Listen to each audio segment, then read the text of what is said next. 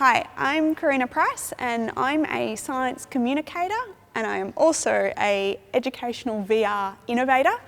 My career path has been an interesting one, but it's very much been firmly in the world of STEM, and so I'd love to tell you guys all about it. So what is a science communicator? It's a really interesting career space to be in, and it's not something that people necessarily obviously think of as a career path, but it's a really, really amazing one, and it's a really dynamic one, so what a science communicator does can actually be quite diverse.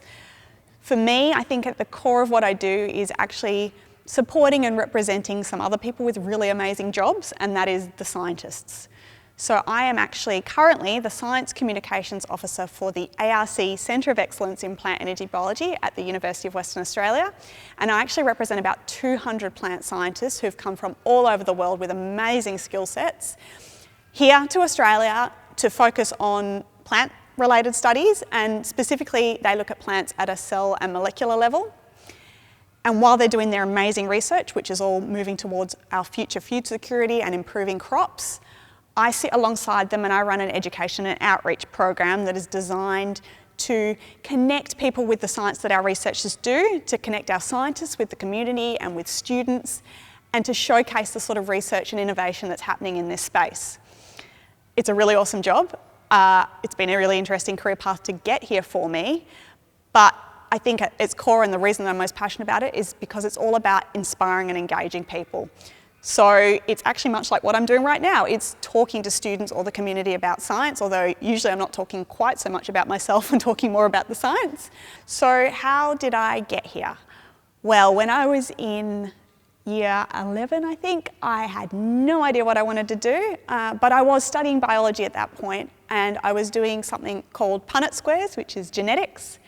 And I wasn't sure what the significance of that was, but I was speaking to a career advisor who happened to visit the school, and her question to me was, well, what are you interested in designing or deciding where I want to take my career? And I told her that I really liked this genetics that I was doing in biology, and she said that I could go to university and I could study a degree called molecular genetics or molecular biology. I was like, right, cool. That was a new terminology for me, but it sounds amazing. And so I enrolled and I went to Curtin University here in Western Australia, and that's what I studied for 3 years. And it was incredible. It's all about what happens on the inside of cells at a molecular and a cellular and a genetic level in all living things. I went on from that to actually become a research scientist. So I did something called a PhD, which is about 4 years of study, and specifically I was looking at cancer genetics. So again, in this world of cell and molecular science, but I was a researcher in a lab.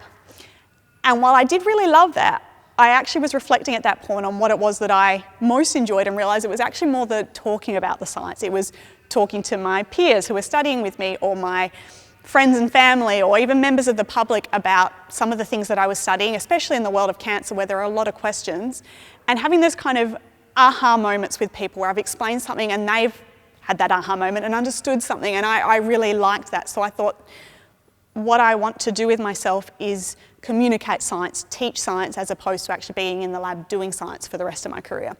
And so I went and I got a job with SciTech. So most people will know SciTech, WA Science Centre, all about public communication of science and engagement in science. And I was on the outreach team there, so I used to go out to schools all around Western Australia and I would blow things up and set my hand on fire and have a lot of fun communicating different types of science.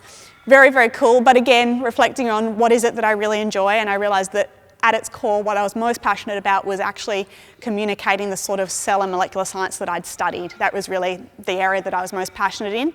And so I got a job with a research centre that studies cells of plants at a cellular and molecular level. So the ARC Centre of Excellence in Plant Energy Biology, as I said, a bunch of scientists who are very much looking at science at this cell and molecular level, and I sit alongside them and communicate what it is that they do.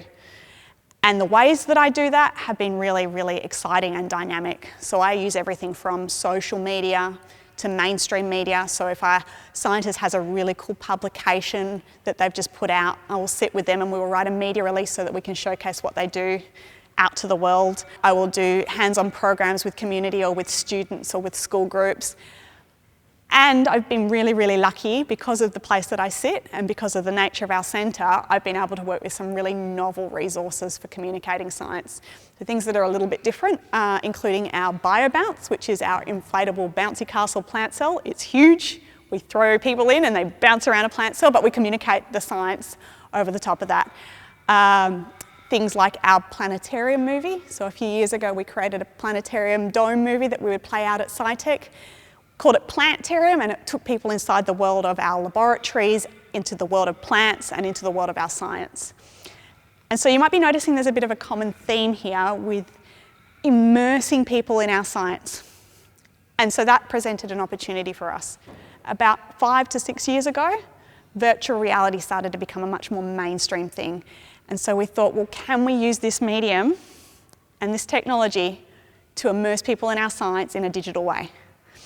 So we set out and we created the virtual plant cell, and that's really been my baby, my project for the last 5-6 years.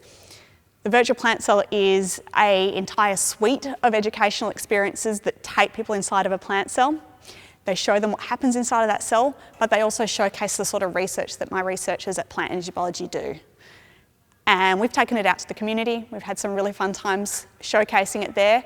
But over time, we've also seen that there's an interest and a demand for this sort of thing in the education space. So I'd have teachers constantly coming up to me saying, this is amazing, is it available for schools?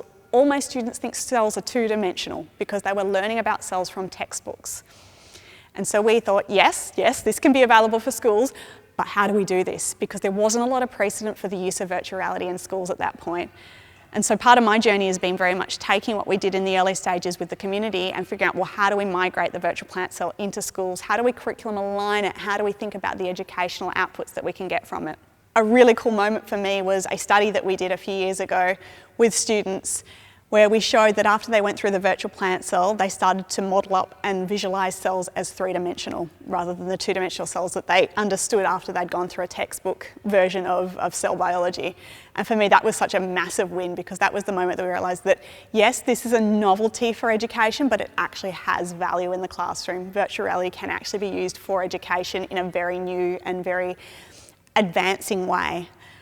So it's been a really fun journey in that sense, and I'm still looking towards the future of how we can continue to use virtual reality in an education space. You guys will probably try out the virtual plant cell later today as part of your Techtrails session all around VR and technology. But there is a bunch of other VR experiences online as well. I encourage you to check them out because there's some really cool things out there. I've had some other cool experiences around the virtual plant cell as well as part of my career, so we've won a few awards with it. A few years ago, we actually had the virtual plant cell up on the Yagan barrel screen in the centre of Perth, so it was really cool to see the virtual plant cell kind of up in lights. But I've had some other wins along the way as well, just in seeing some of the scientists that I work with and the excitement that they have when their science is being showcased or when they have an opportunity to communicate through some of the mediums that we've created about the research that they do and have a really wonderful point of connection with the community.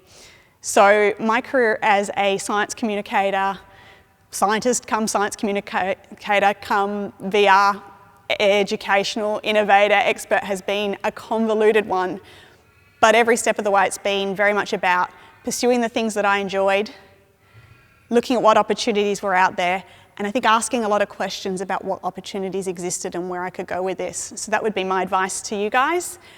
Pursue what you enjoy, recognise that science, STEM, communication, technology, all of these things overlap and there's some really cool new opportunities out there and it's ever changing. Embrace that and enjoy.